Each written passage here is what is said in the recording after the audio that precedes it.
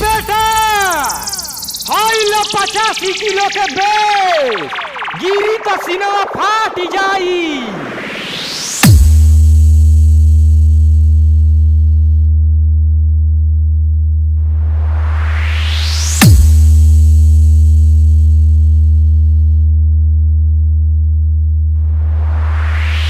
ये बेटा करे जवा तो हलाता की और दहलाई आई पुरनका से काम चल जाई कि आई नौका बजाई। Speaker check.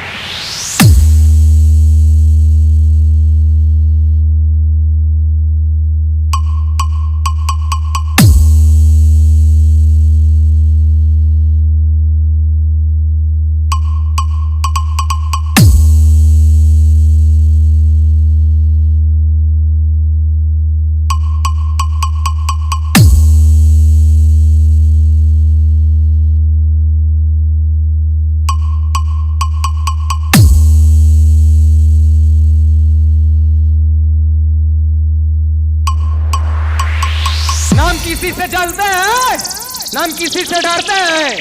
हम ही अमित बाबू डायलॉग वाले फैसला ऑन द स्पॉट करते हैं। Speaker check.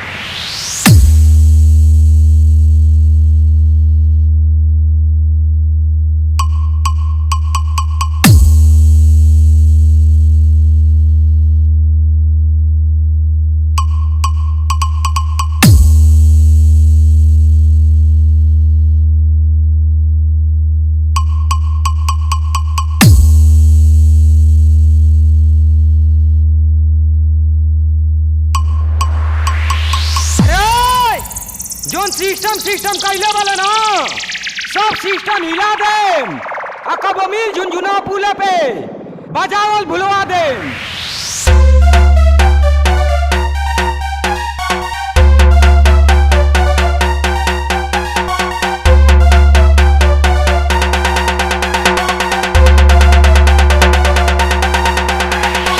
ये भैया खड़िया लोटा बजाए नहीं खियाई लो बेस बजाए आई बानी बेस दम बता बजाओ बेस बजाओ ना।